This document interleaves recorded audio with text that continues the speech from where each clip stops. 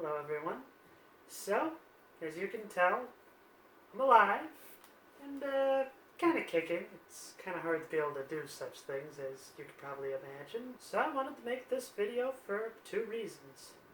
The first, to basically just say, hey, I'm alive and I'm doing alright. The second, I talk a lot about books on my YouTube channel, as you can tell. And my personal favorite genre has to be what are considered the classics. And so, I figured just for fun I would do a bit of a tier list of the classics that I have read. One of the things I want to note beforehand is that growing up, even when I was in elementary school and middle school, I was a big fan of the classics.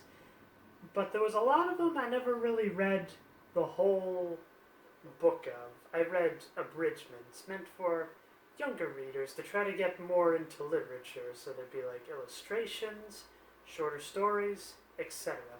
So you'll notice that a few of them have like a very similar look to them because I went with the cover of those particular books that I read. Generally, I tried to do this in alphabetical order. However, if when getting to that section of the alphabet, it was a book that had the same author, I then went with all the other books I read by that same author as well. Without further ado, let's get into this. Right. Okay, so we're starting with a book that has really gotten quite popular in pop culture, 1984. So to kind of say how popular this book is, a lot of people love to use the term Big Brother, which was coined from this book. It's a story about what happens when a government has total control over everybody's lives. And what do I mean by that? They control all the information that you can get, all the goods that you can purchase, and how and when you can reproduce. And I can definitely say, after reading 1984, I've definitely seen a lot of similarities between that book and Half-Life 2. But as for the book itself, I would probably put it under really good. I do get the idea that it had to have a bit of a downer ending to really hammer the message on home, but there's a lot of books I have on this list, and well, you'll see what I consider to be the fantastic category. And wow, I guess I kind of jumped into it without actually talking about the different tiers, so generally I was kind of inspired by the whole Michael Rosen reviews videos, and so that's where the phrases were coming from. Fantastic. Really good. Alright. Let's see. Alright. That was very nice. Horrible. And that's about as good of a Michael Rosen impression I can do. I'm going to be breaking protocol here by going with another book by George Orwell, Burmese Days. However, I think it would probably make more sense if it was called Myanmar Days, as I believe that's what the name of the country is now. This was George Orwell's first book. He had been a newspaper, and that's where he got his writing career from. And this story is kind of extrapolated from his time serving in the British military at that time, was Burma. There's a reason people don't really talk about this, and it's because it's not very good. But the two big things I will talk about that amazed me. So, when I was reading this, I was reading it outside in the summer. And I gotta tell you, that is the worst thing you can do, as Myanmar is a very moist and hot place. And reading it, I think, honestly raised my body temperature a fair bit. And the other thing that I found interesting about this book is it kind of went into the psychology of what a person would be going through before they're about to commit suicide. More of a footnote than anything else. It's an alright book, it just kind of happens, though. There's just kind of like a beginning, and then it just kind of ends. And then on for probably Orwell's second famous book, Animal Farm. I'm gonna put this one under alright. It's something that I can appreciate, but I just didn't really find all that entertaining. It was very much a story that was the disguise of Orwell protesting the communist regime that was the Soviet Union at the time. And he used the idea of an animal farm to illustrate this. This is always one of the things I find funny, so there was one time I found this book at a thrift store in the kids section. I think it's just because people look at the title, it's just like, ooh, Animal Farm, this is alright for my kids to read. No. All the symbolism is going to go right over their head, and well, once the dogs start eating the other animals, that might get a little too dark for them. But the other reason I like to bring that up is there was a good scene in X-Men, the animated series, where Beast was reading Animal Farm in prison. Well, all the jailers were having fun with him. It's just like, ooh, I hope you like this book with all the pretty pictures. Animal Farm, that's for kids. No, it's not. 20,000 Leagues Under the Sea. This was the first book that I ever read by Jules Verne, and, well, by all accounts, really my first true piece of classic literature. Because up to that point, I read a whole bunch of abridgments, but this was the first time I read the whole book. I love it, and it annoys me that the Disney adaptation cut out probably my favorite scene of the book, where they go to the North Pole. And just on that alone, Nadia, the Secret of Blue Water, in my opinion, is a far better adaptation of 20,000 Leagues Under the Sea than the Disney version of the movie of the same name. I feel like I didn't really phrase that right, but whatever. A Tale of Two Cities. This is where we start getting into one of my abridged classics. And it was kind of crazy timing because as I was reading this was when in history class we were talking about the French Revolution. And so it kind of put a few things into perspective, kind of going more for the factual side of things rather than what the characters are going through during such a historical event. I've heard that Charles Dickens is rather hard to read in this day and age, but as for the story itself, I think it's alright. I don't really remember a whole lot about it except for one guy sacrificing himself so that another one can escape. And on top of that, it was happening during the French Revolution. And I think everybody knows the infamous first lines. It was the best of times, it was the worst of times. And that's why it was two cities. You were rich, you didn't care. You were poor, you cared about everything. Journey to the Center of the Earth. Also Jules Verne.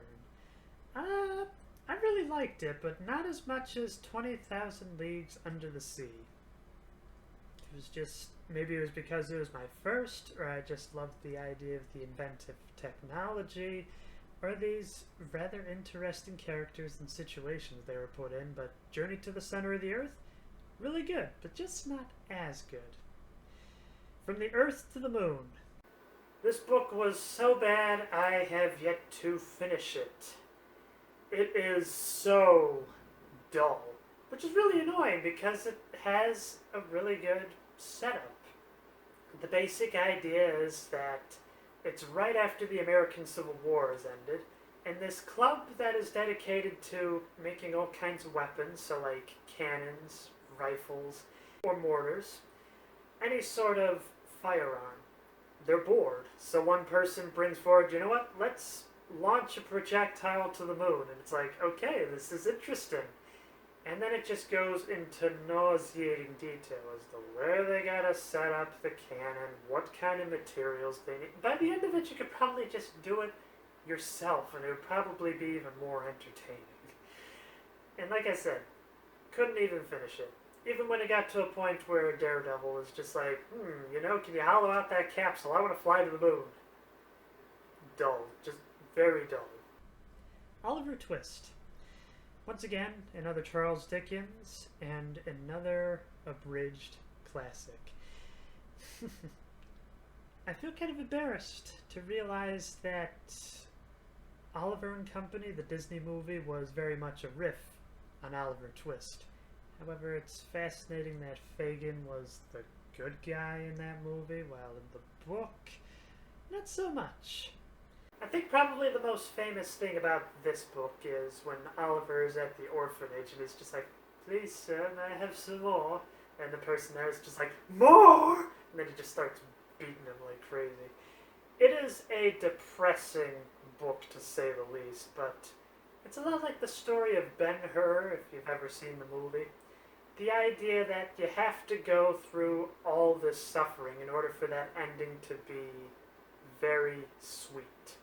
However, it takes a long time getting there, and the payoff is like, okay, so much like the book. Alright. Alice in Wonderland. And I'm also including Through the Looking Glass, as I feel like it's very much a continuation of that same story. It's nonsensical, but yet it's interesting. I feel like sometimes you need a bit of nonsense to kind of expand your brain.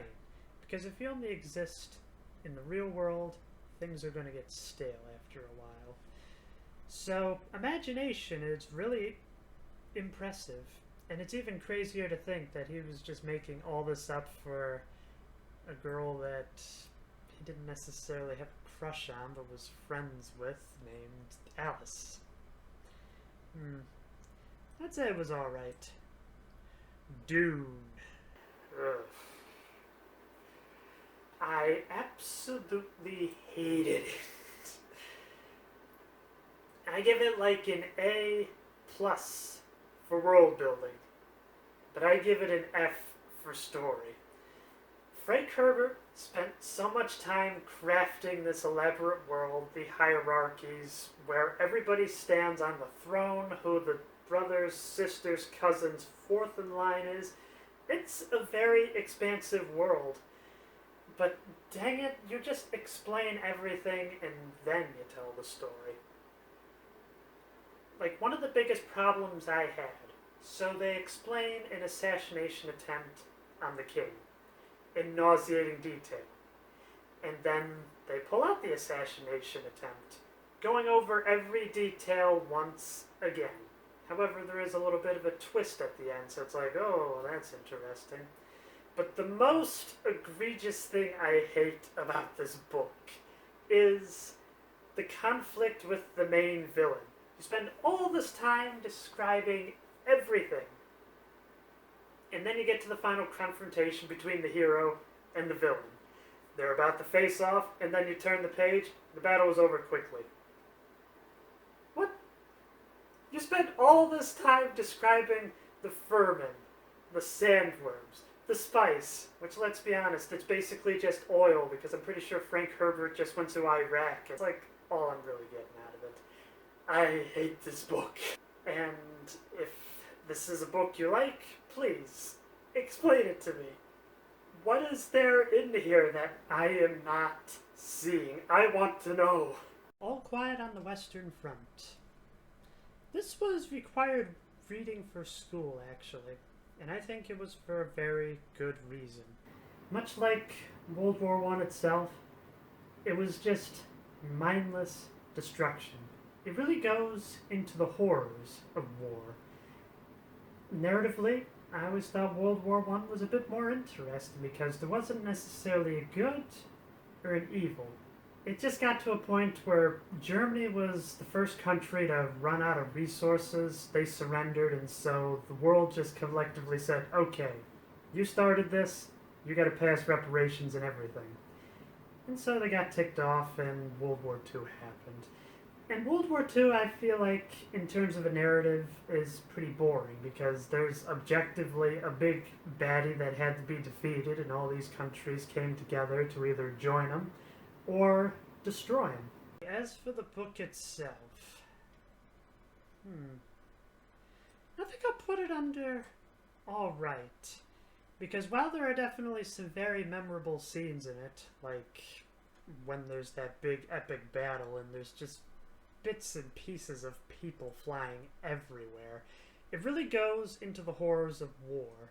And I feel like the guy on this cover really portrays what was seen during that chapter.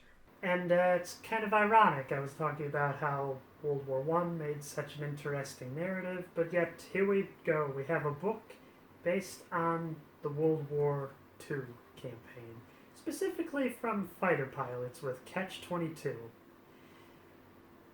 This is a really interesting book. Probably the first thing that threw me through a loop was the idea that the narrator himself is a bit inconsistent.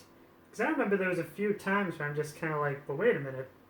I thought we already played through this scene a few times already, but no. That's just the way the narrator is, because it's just kind of like, oh wait, remember when that happened? Well, actually, there was something else that happened on top of that. And this has got to be the only book I have ever read where I was laughing on one page and I was crying on the next. This book, it's just all over the place. It conjures up a whole bunch of emotions because it's hilarious, but also it's disturbing. There are moments of levity, followed by moments of complete and utter darkness.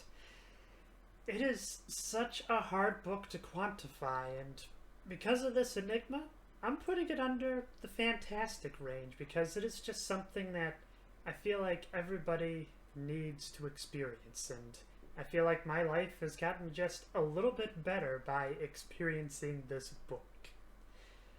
Catcher in the Rye. I'm not gonna lie, I don't get it.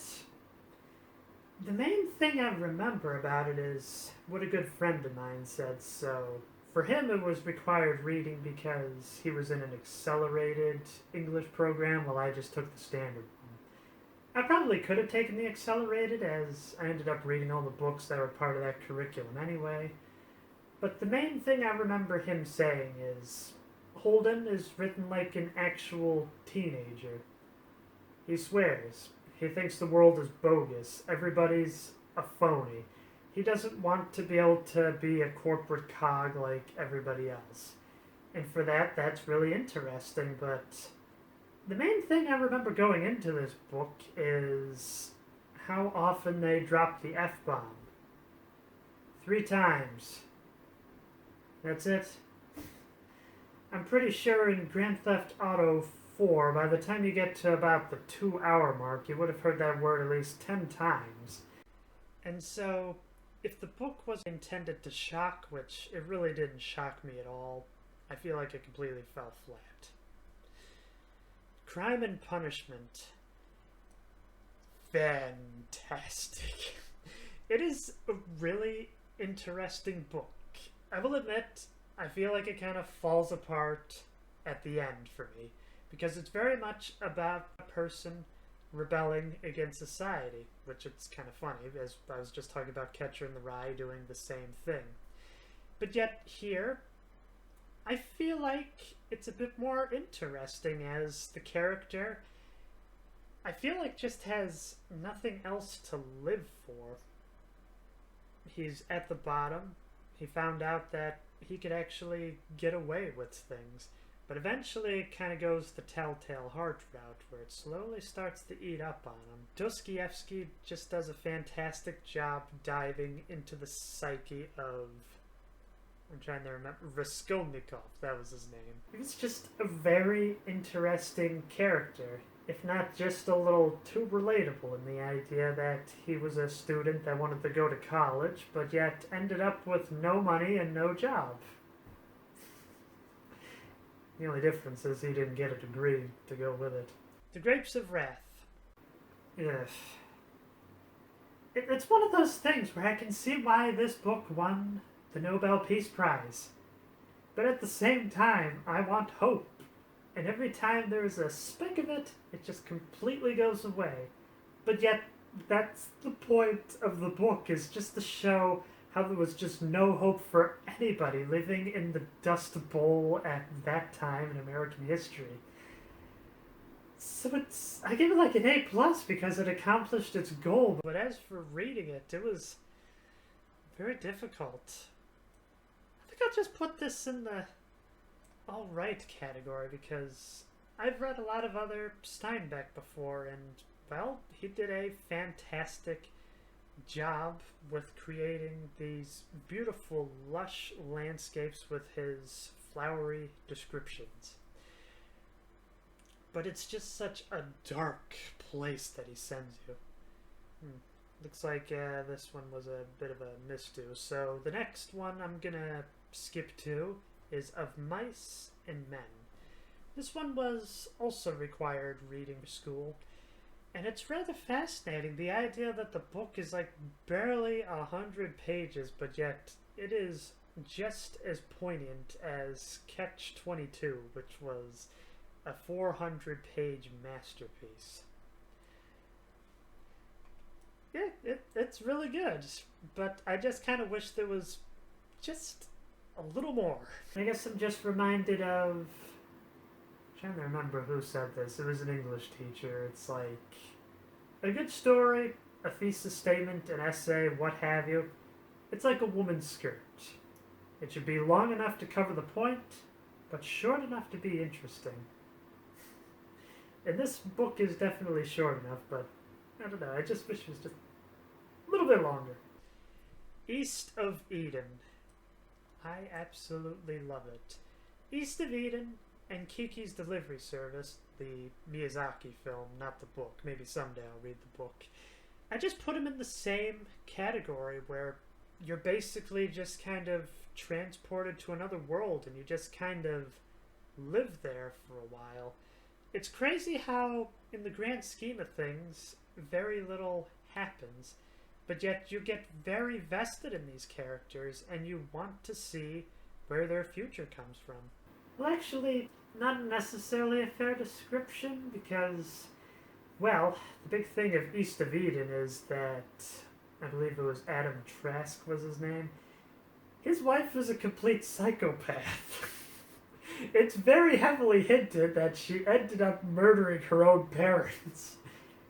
And it's also heavily hinted that she would have rather been born a boy instead. So, yeah. But even taking that out of the loop, it's strange. Because, like I say, it feels like little happens, but yet it is just very all captivating. I just absolutely love this book, and I highly recommend it. Ray Bradbury's Fahrenheit 451. This was also required reading for school, and the big thing I remember about this is it was one of the few pieces of literature that we were going over where the author was actually still alive. I guess that's a way to kind of date myself a little bit. I'm not sure when Ray Bradbury passed. And I just have to laugh at the absolute irony that the book is very much a cautionary tale of what happens when you ban books. So naturally, this book would be banned. I put this under really good. The whole stream of consciousness thing, it is something that you kind of have to get adjusted to. A lot of people say that James Joyce is the first one that really started that whole trend, and I don't know if he necessarily perfected it, but I'd be very curious to see how other authors tackle that very motif. It feels like it's just missing, ironically, just a little extra spark. But all in all, a really good book. Okay, the Foundation trilogy. I will admit, I was a little bothered that it became an anthology series rather than like one character just kind of going over their lives so often. It would just kind of jump from epoch to epoch. But generally I put them all in the same category of really good. I loved the idea that it kind of expanded my mind a little bit. The idea that religion and technology can go together. If you have advanced technology, to people that don't know any better, it seems like something magical or spiritual. And that is very much what was used to the advantage of the first book. In the second and third book, I just love the idea that the one thing that could destroy the Foundation was a being that could attack the mind. Because there was all the idea that they were all on a predestined course, and as long as there was no ripples, humanity would be perfectly safe. However, one person would come along and completely destroy that. And I think the main thing that really challenged me was the idea that the mule could manipulate somebody's emotions. Not like in the traditional sense, but more in the idea that he could just remove all feelings of hate that people had towards him. And so it was the idea that, like, the logic and the emotion could kind of be mixed together. But yet, I don't know, there's just something that feels very deep and philosophical about that. And that is what I love it for. And, yeah, that kind of continues into the third book as well. Frankenstein by Mary Shelley. I must confess, I never actually finished this book. I found out after the monster came to life, I do not deal well with horror. But I still think it is a very fascinating concept. It very much makes me think of naturalism almost. So naturalism, for those of you that don't know, it's the idea that, like, nature is out to get you, and that you as a human are insignificant next to the power of nature. And I feel that Frankenstein is almost an extension of that. It's the idea that the monster was just exposed to nothing but pure hate. Since that's all they knew of the world, that is what they became. So it kind of makes you wonder, if the monster was only exposed with love, would it have actually been a good rather than a bad for the world? For the philosophy, I'm afraid I'm just going to have to put it with alright, because like I said, I wasn't able to finish it, and it feels a little cheap to put it anywhere else. But like I said, I love the philosophy of it. Gone with the Wind. Well, I did a review on that for this channel, and, well, the thing I like is it kind of goes from the American Civil War in a perspective that's not really talked about as much. I feel like I basically got all my thoughts out on the book in that review. I'm trying to figure out, somewhere between alright and really good is where I would put it.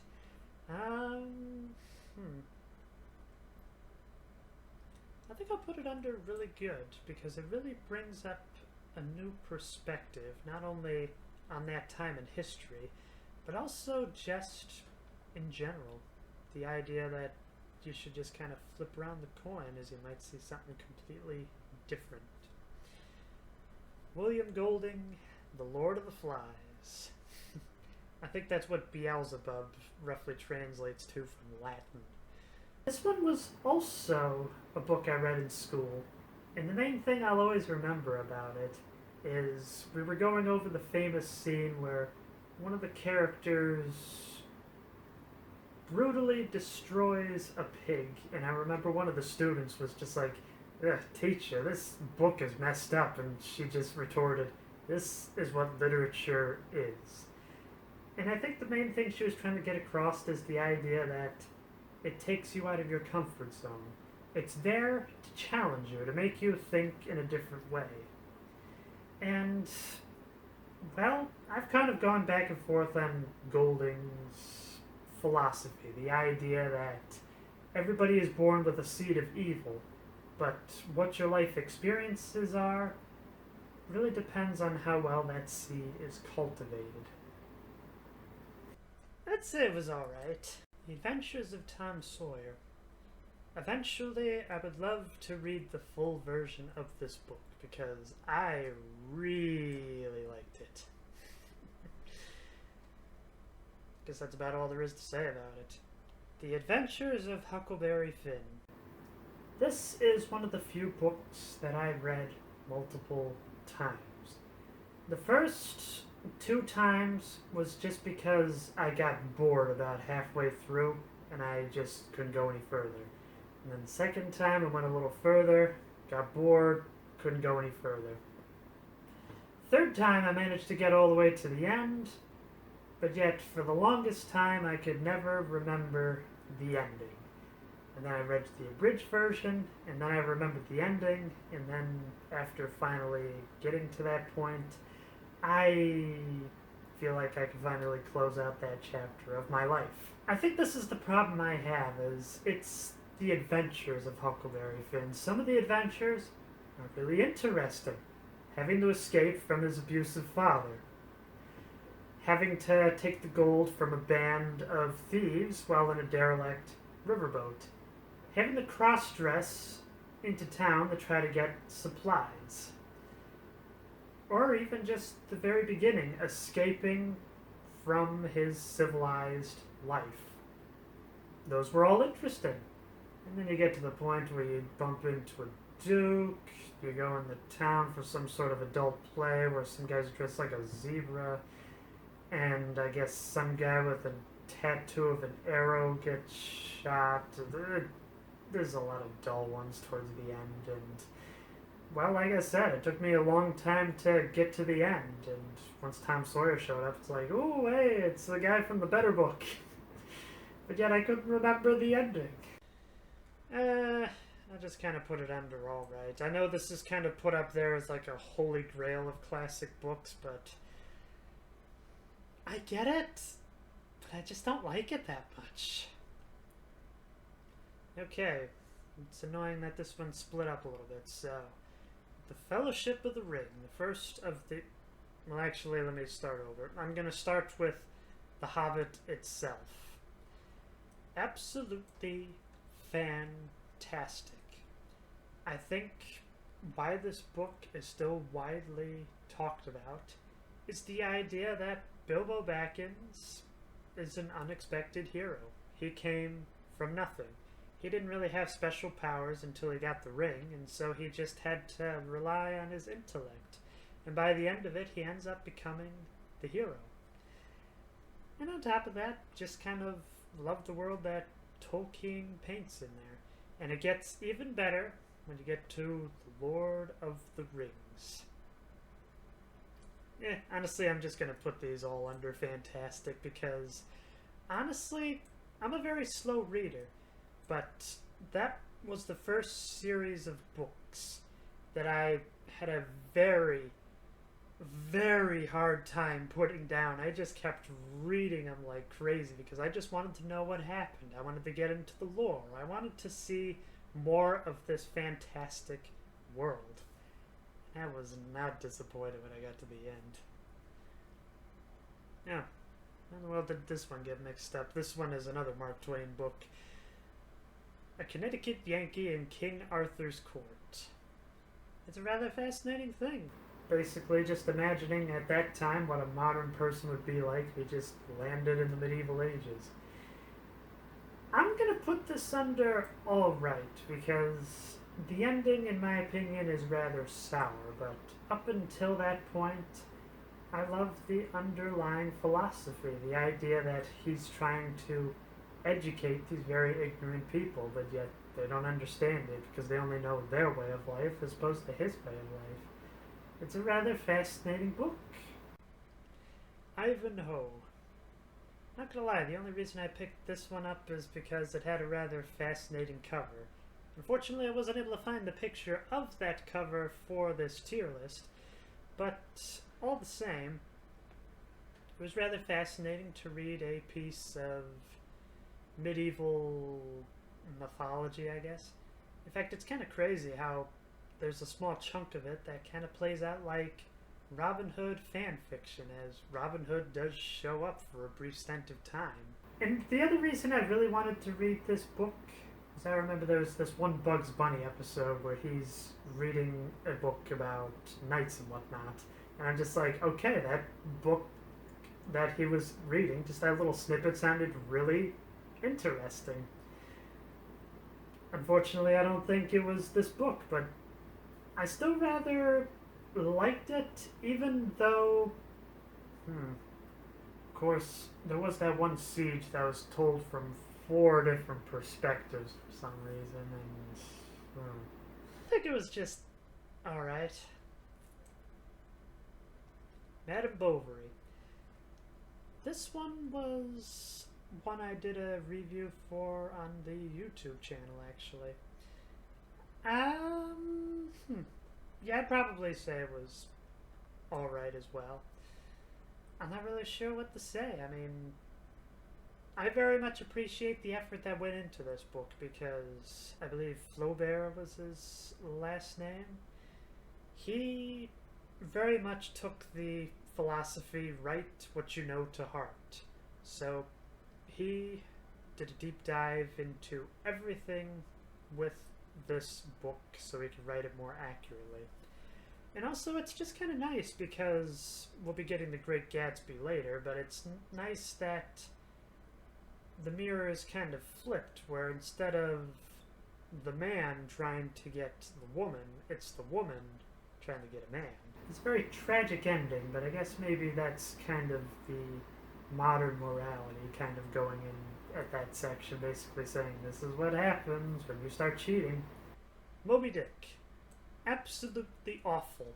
It's like 25% story, and that's the part I'm interested in. Everything else is just descriptions. I mean, the guy dedicates a whole chapter to a hook that holds the harpoon on a small rowboat. But the thing I most hate about this book is that every time I'm about to give up because it's just so boring, I can't get past all the details, the actual story pops up again. I'm just like, well, dang it, now I'm interested. Let's do this. Now, as for the abridged version, absolutely fantastic. It cuts out all that whale blubber and just goes to the part that I'm interested in. A man that is obsessed with this whale and is ready to just throw everybody's lives out of the boat, including his own, to take down this whale. I love it. I just wish Herman Melville could have told the story as good as the abridged version could. Betrayal on the HMS Bounty. It's kind of hard to put this one on there, as it's really more of like an autobiographical book. The idea that this was the captain that got mutinied, and this is basically him saying, hey, you know, all those rumors going around, this is what actually happened. I mean, it was interesting, but I don't really remember a whole lot about it.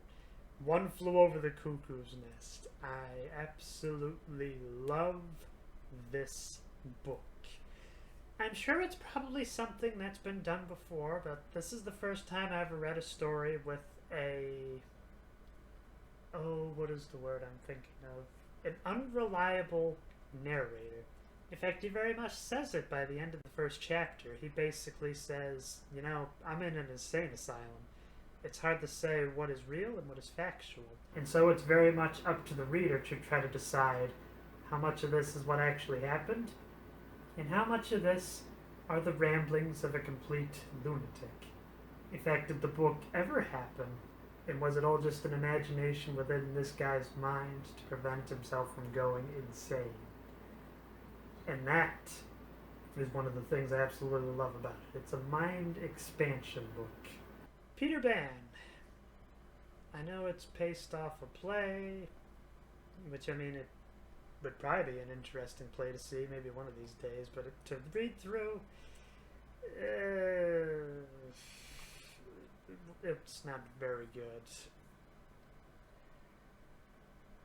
I guess that's about all there is to say. Although, one thing I do want to note is that the story behind the story, just J.M. Barrie's life that influenced him to make Peter Pan, I feel like that was even more of an interesting story. And I feel very sorry for him. Stranger in a Strange Land. I'm putting this under fantastic. It is a very bizarre book, to say the least.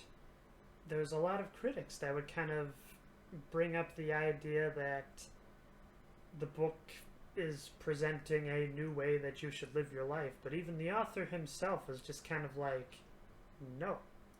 What I'm basically doing is just poking holes in your way of life, basically saying, hey, what you think is normal is probably really weird on other planets. And so, why does it make sense to you, but why would it not make sense to anybody else? And so it just kind of pokes around at the norms and offers different solutions as to what these norms can be. Great Gatsby.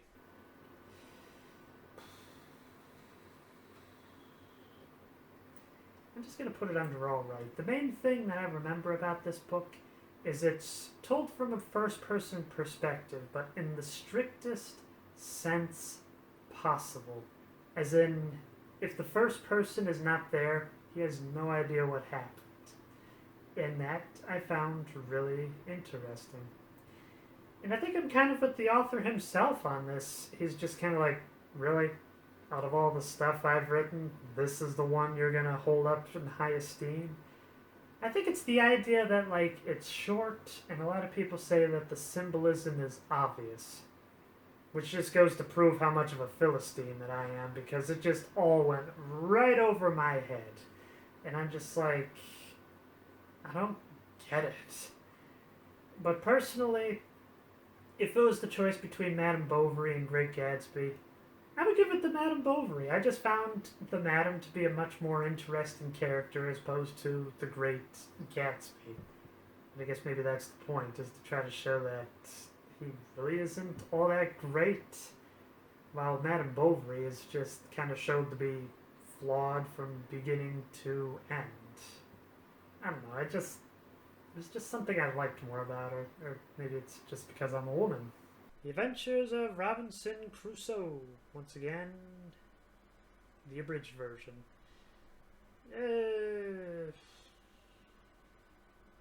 Well, yeah, I mean, it's basically like the prototypical Castaway, basically. I mean, if it wasn't for the Adventures of Robinson Crusoe and the man that inspired the events of Robinson Crusoe, I don't think we would have Castaway, but just found it kind of dull, in all honesty. The Godfather. This was a fantastic book. Once again, did a review of it, and I like the idea that, I don't know, it just feels very real. Like Mario Puzo, I hope I'm actually pronouncing his name right, actually went and interviewed real members of the Mafia. And it's rather fascinating, the idea that the Godfather, I feel, is very much like Batman, very much a force of good in a world gone bad. I mean, objectively, he is the bad guy, considering he is a mob boss, but in terms of the criminal underworld, he's keeping order, he doesn't like to mess with the police, and he has standards. In fact, that was the main conflict, is that he did not want to get into drugs. Prostitution was kind of a gray area for him, but he had standards. He had morals. Hitchhiker's Guide to the Galaxy. I did not like it. I think the problem I have with it is I like a solid world. The world building in this book very much feels like you're playing a game with a 5-year-old that keeps correcting the rules so that they can just keep winning every time. You try to follow the logic, but there is no logic. You try to follow the story, there isn't much of a story to speak of. And my sentiments carry through again to the sequel, The Restaurant at the End of the Universe. I think it's worse, because just as I felt like I was kind of getting into a rhythm with Hitchhiker's Guide to the Galaxy, it's just like, okay, it feels like there's a bit of a story happening here. It's abandoned, and it's going to be one of the few books that I got to the end of, and it's just like, ooh, how are they going to get out of this situation? Read the next book to find out, and I'm just like, I don't care. I guess the order got a little mixed up. So, we got the H.G. Wells section. I'm gonna start with War of the Worlds. Picture this. It's COVID, I have a whole bunch of books, nothing else to do, so I start reading. And one of the books I picked up was a double feature. War of the Worlds and The Time Machine. Well, I'd say these are really good. It's rather fascinating, the idea that people talk about, say, a steampunk atmosphere. But yet, War of the Worlds, it's almost like the idea of if somebody from our time, with our technology, went back to the Victorian era to try to take them over. And I found that rather fascinating. Some people think the ending is weak, but I think it makes a whole lot of sense. And, well, I very much feel the same way about The Time Machine. Maybe it's because both of these books was a relief in an endless world of boredom, or maybe it was just because I reread an abridgment of The Time Machine over and over and I always wanted to know what the whole story was. And I always found it very interesting. Guess there was another bit of a mix-up. So the last one by H.G. Wells, you got The Invisible Man. This is rather fascinating as it's about the idea of a guy that has the powers to go invisible, but instead of using his powers for good, he uses them for evil. And it kind of brings up the idea. It's like, what would happen if you had that kind of power and that nobody would be able to catch you? But then again, there was a way they were able to find out how to stop this man. And it was really interesting. You know what? H.G. Wells, really good. The Jungle Book by Rudyard Kipling. Well, this is a bit... It's kind of an anthology series, but there's also just a lot of different short stories in there as well. So, Rudyard, as people may know, grew up in India. Of course, he was white, came from a very prevalent, rich British family and whatnot.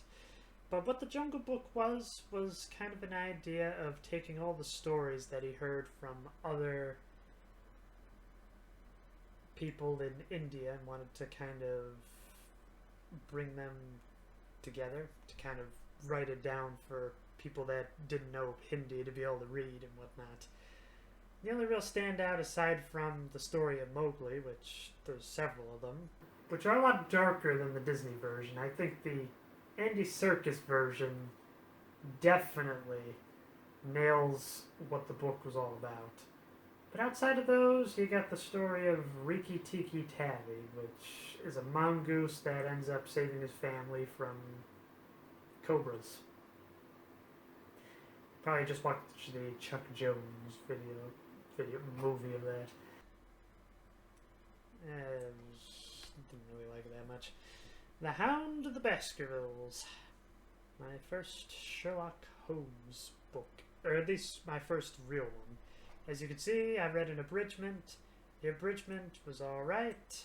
And this is one of the few times where, unlike Moby Dick, I feel like reading the whole version was really good. The Red Badge of Courage. It was funny, so when it got to high school, it got to a point where we could pick what books we wanted to read, and I was stuck between trying to read The Red Badge of Courage and To Kill a Mockingbird. The teacher told me, well, read The Red Badge of Courage because we're going to be going over To Kill a Mockingbird during the curriculum anyway. Stephen Crane. Very much like Steinbeck, he's able to create visual masterpieces. This is the only book I've read by him, but I do remember reading a novella by him as well as a short story about naturalism. And honestly, did a really good job throughout all of them. But as for the story itself, I mean, aside from the visual spectacle, it's just kind of... it's alright. The Scarlet Letter. This was the first book I had to admit defeat on. I got to maybe about the halfway point where I'm just like, you know what, I'm going to give it the benefit of the doubt. Maybe something will happen. It doesn't. It is written in a tongue very similar to Shakespeare. But unlike Shakespeare, where he had a great story in addition to what felt like really complicated language, this is just a story about a poor girl that's just caught with adultery and how in the world she has to raise her child, knowing that it is a product of infidelity. This baby's not welcome anywhere, and this mother is not welcome anywhere. But even more than that, it's just so dull. I mean, the first chapter is just dedicated to the prison that she is being released from. And just the front door of the prison. Hawthorne. Ugh. I don't know, maybe the House on the Seven Gables is a little better. Treasure Island. This one really took me by surprise, as I was told this was kind of the basis for the adventure story. And it has such a bitter ending that isn't really what I expected from an adventure story. It'd be like the equivalent of at the end of Star Wars, where, I don't know, Luke tried, but the Death Star did not blow up, and instead it destroyed the Rebels' base, and he was the only survivor that basically just had to lick his wounds and go back to Tatooine and try to live a low life and hope the Empire doesn't kill him. That's very much how the ending of Treasure Island felt. I mean, it's Treasure Island. They should find the treasure. They should be having fun with it, doing all this crazy stuff, but no, it's alright. The Hunchback of Notre Dame. This one was not required reading, but it was at a point where you could pick whatever book you wanted, and the main theme that was being taught was the idea of diversity and tolerance, and I'm like, hey, you know, this kind of works. And yeah, I absolutely love The Hunchback of Notre Dame. I just wish that there's this one character that just won't shut up. He makes the book drag on a fair bit, but outside of that, it was a rather fascinating and captivating read. Kidnapped. Actually, I probably should have put this up with Treasure Island as well, because also Robert Louis Stevenson. One of these days, I want to read the whole story, because this was good. It was very good. It was fantastic. Oh, dang it, it looks like one of them got mixed up. So, Around the World in 80 Days, the last Jules Verne book I read. So, I absolutely loved it. It's fantastic. Aside from the Earth to the Moon, Jules Verne can't do any wrong. Let's, wow, the, order really got all out of place. Yeah, whatever. I guess I'll just kind of go for Gulliver's Travels. Probably one of the most underrepresented pieces of fiction that I know of. You look at the cover, you look at any movie adaptation, what do you see? You see Gulliver being staked down by a tribe of miniature people. But yet it's called Gulliver's Travels. There's 4 of them. That's just the first one. Nobody ever tackles the other 3. Well, that's not necessarily true, so in case you're wondering what the other 3 travels were. The second travel is the reverse. He is the little person in a land of giants.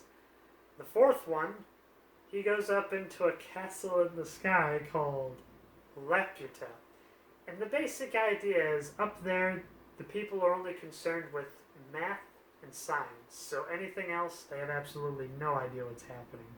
In fact, it gets to a point where there is a hierarchy, where there is a group of low-level people that their only job is to basically slap the other person during a conversation to say, hey, you know, you went silent, you gotta get back into the conversation here, because their minds were just focused on everything else. And the 4th one, I think, is the best. It's the idea that instead of us being humans being the one given reason, it is a land of horses that are given the reason. And the idea that the humans in that area are animals. And it's a rather bittersweet ending, as he did not want to leave that area, but he had to. And he very much regretted it for the rest of his days. I'm gonna say very good. But come on, can anybody tackle any of these other stories in Gulliver's Travels other than the first one? There's a lot of very interesting things to delve into there. After all, Jonathan Swift wrote these stories as a way to try to criticize humanity, but in a way that is more objectified, blaming more like these other people rather than blaming ourselves for what we have done. The Phantom of the Opera.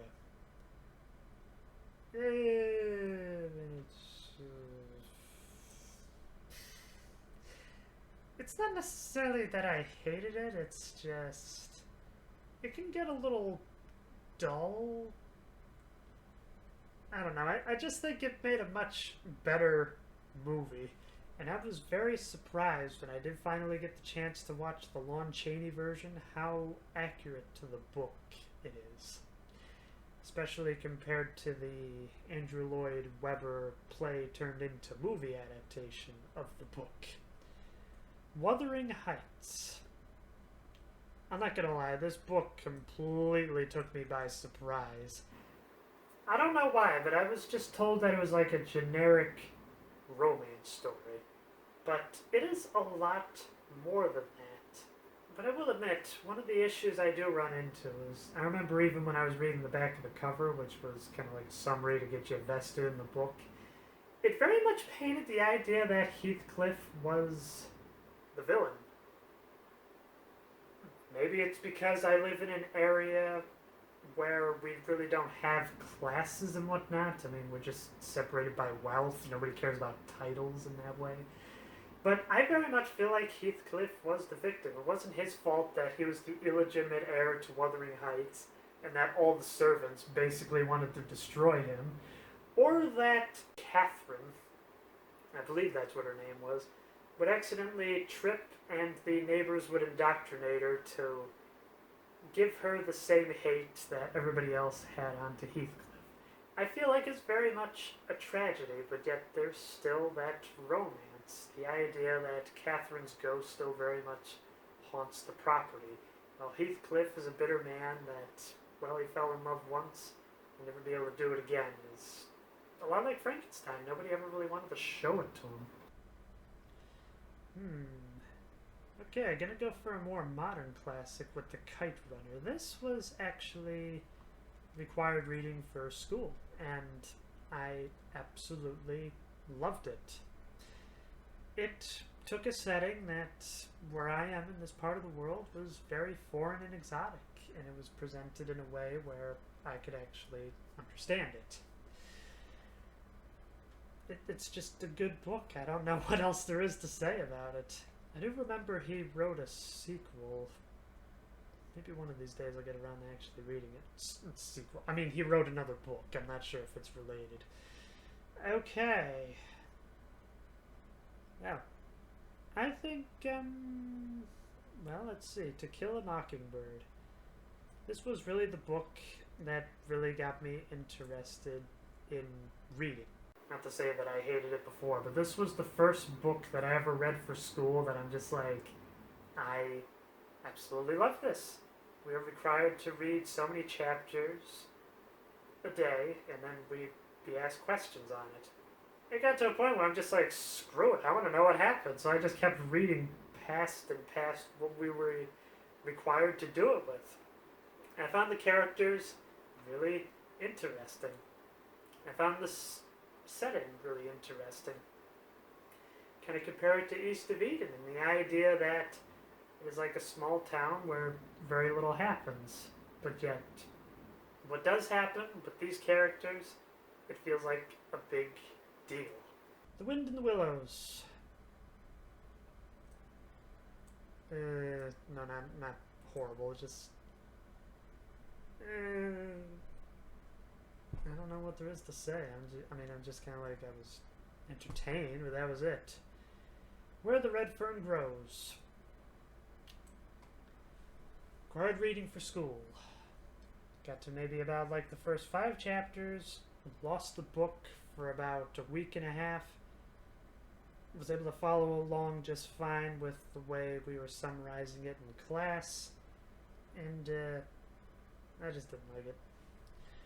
War and Peace. Now, I want to make perfectly clear, I did not read the entirety of War and Peace. This was just an abridgment, and thank goodness I read the abridgment, because if I had to read the whole story, I'm pretty sure I would have killed myself. It's so dull.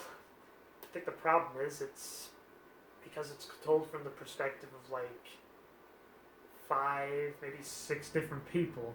Only one of them I found interesting. I believe Boris was his name. It's all told from the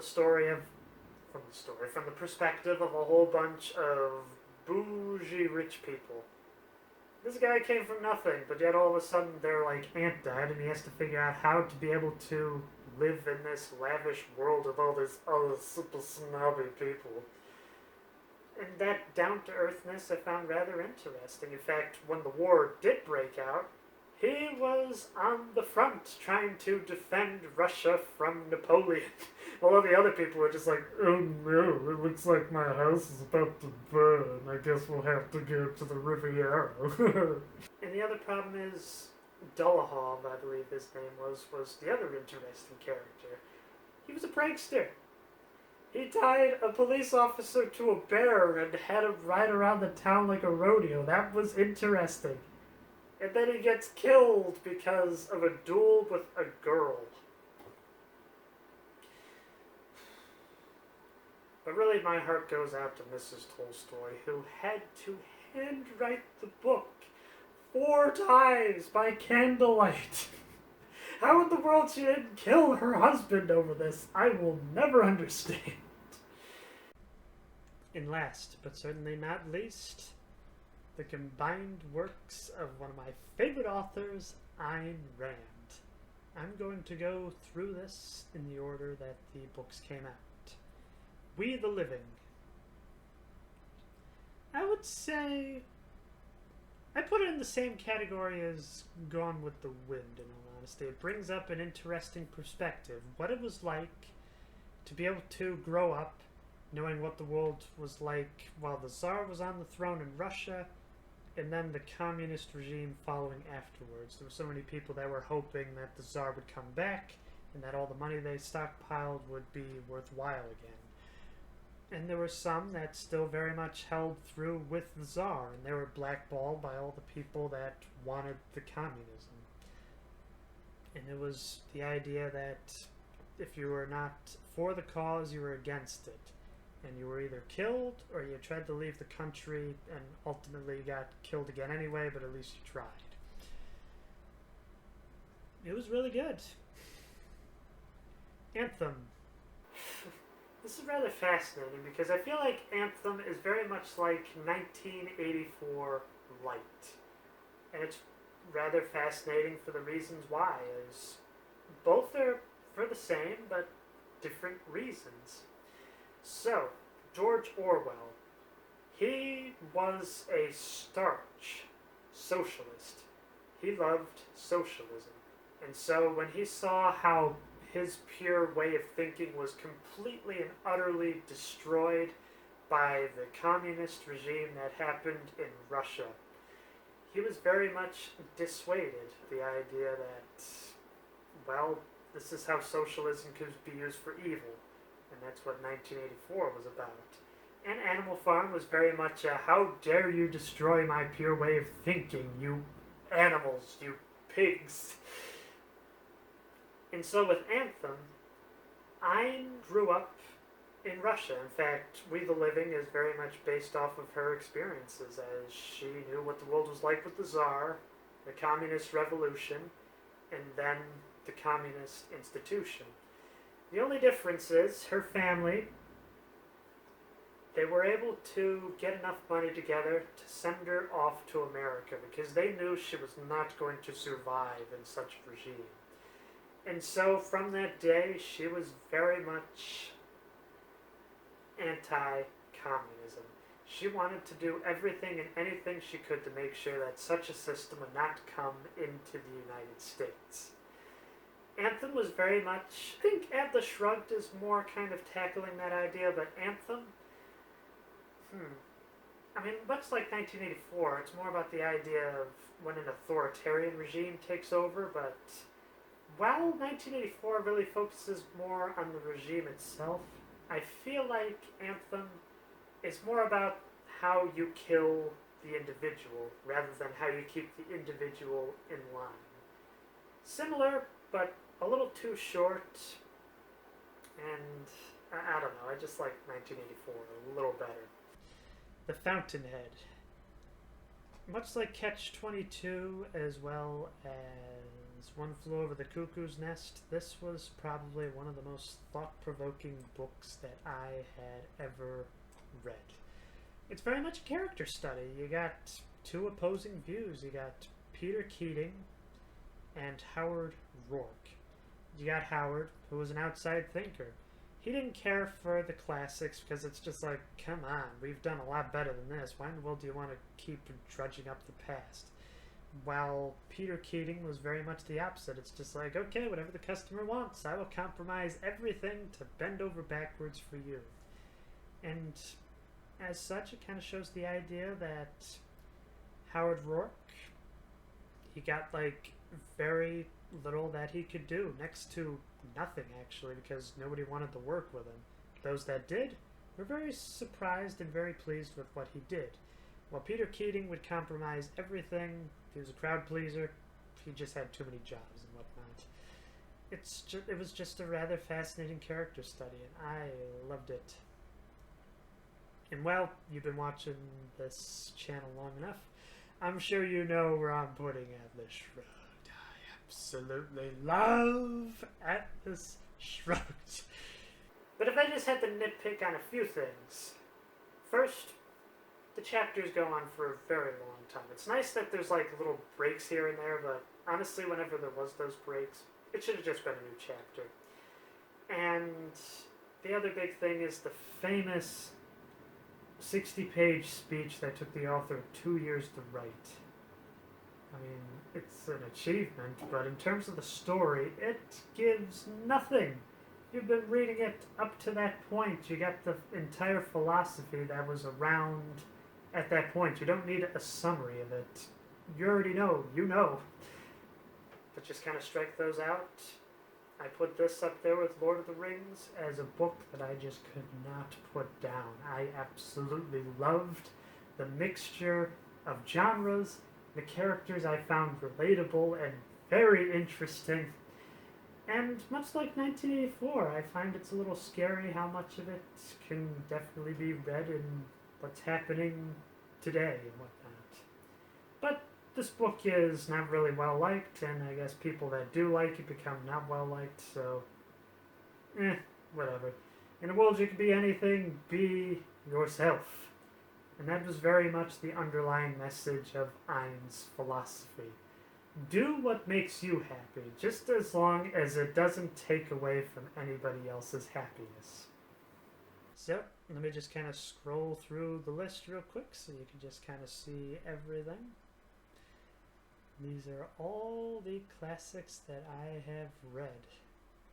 And I get the feeling that I'm going to be adding more to this if I were to do this again, like, say, once a year or something. I probably won't, because this is way too much effort, but, well, share your thoughts. Where was I right? Where was I wrong? Were there books that were not on this list that you think belong at the top or the bottom or somewhere in the middle? Feel free to chime in the comments. Until next time, keep having fun.